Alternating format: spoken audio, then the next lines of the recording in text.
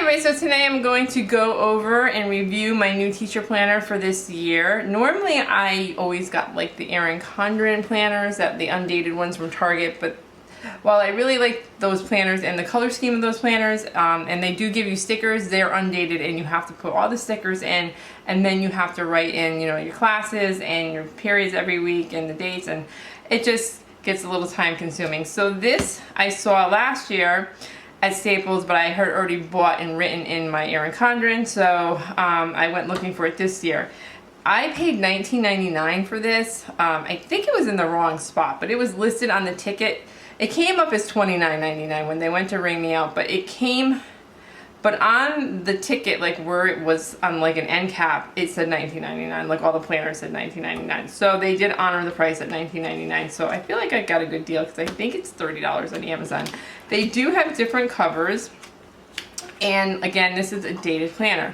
Okay, as you can see, you have your year here, the 2024 calendar, 2025, and a 2026. There is a ruler here, like a bookmark ruler. And then you have your title page, contacts, emerging contracts, the different. I like this because I am a special ed teacher. I teach high school, so I like the fact that it has like the marking periods, when the report card grades are due. That's pretty interesting. I've never had that before. Classroom resources websites you could put in, emergency procedures, students with special schedules or health instructions. That's also good. Special duties. So this is your student list, and you can put your students in if you want to put like their birth dates in, contact, parent, guardian, like who you would contact, maybe the phone numbers. I mean, we use PowerSchool. I don't know if all schools use PowerSchool, but I'm sure like whatever you use as a teacher, you probably have like that contact information where you can look it up online. But sometimes it's like, it takes a while to go in. You got to go, if you're calling a bunch of parents, they have to go into every student and look up their information when you could have it just written here. So I have done this before where I've written down like the contact information so that I just have it on me without having to log in and click on every student to get their information. Communication log, who you call and why. I do like to log all this down too. And then you have your overview planning for the year, what you're going to be doing for the whole entire year, and a daily schedule. For me, for the different semesters, so sometimes they change versus semester. You have, let's see, 4 here. 4 different ones. For me, I pretty much teach the same thing all year, so I wouldn't need all 4 of these. And because I'm doing high school and stuff, I teach the same thing every day. But I know a lot of people change, or they have different like schedules where A days, B days, or whether they're teaching different stuff for different grades. So that's nice. Seating charts. So you get 1, 2, 3, 4, 5, 6, 7, 8. 8 seating charts. And then grid planning. You have a few pages of that. Student log checklist. So because I do high school, I wish I could use these, but I need to have a separate grade book because I do teach so many classes, 5 to 6 periods a day. And, for every marking period, I need like a full different planner that I get for that generally. But I guess if you don't have, like if you're an elementary teacher, this would be great for you to be able to just put all your grades in and stuff here. But there's never enough pages for me to do mine for all 4 marking periods in all my classes. But you do get, let's see, how many pages do you get? So you get 1, 2, 3, 4, 5, 6, 7. So, I mean, you have enough pages if you're, like I said, not teaching high school. Then you have your dated months. So you have your checklist, which important dates and reminders. I use this a lot for like PE days, staff meetings that I might have, PPTs, since I have a lot of PPTs and stuff. That way I can write those down there. And again, I have an Outlook calendar that all my stuff goes on. Luna. I have an Outlook calendar, but again, sometimes it's better so you don't have to go clicking into all these things all the time. I like having paper copies. Okay, so Luna, sweet girl, sweet girl, sweet girl. Okay. And then you have your month right here, which again I will put in like all my PPTs, all my meetings and stuff like that, everything coming in. And then you have your daily. So this was what the Erin Condren, I used to have to write this every week. I would have to write my classes. I used to write my classes this way and then the dates this way. Here it's the days and then the classes. So it's a little switch for me from before, but it was time consuming to have to write like all that in every single week.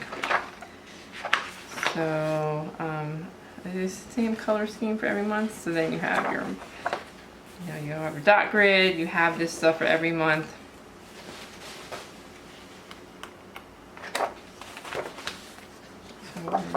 Silver.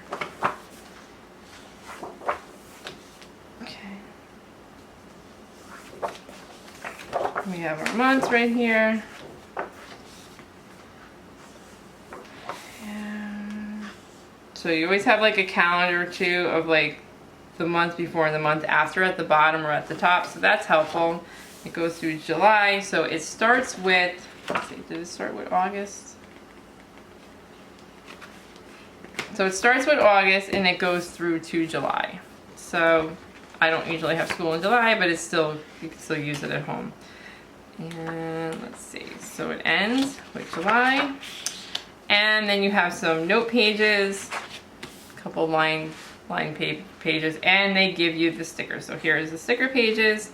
So that's nice to have for conferences, the no school days and test days, due dates, to do more test days.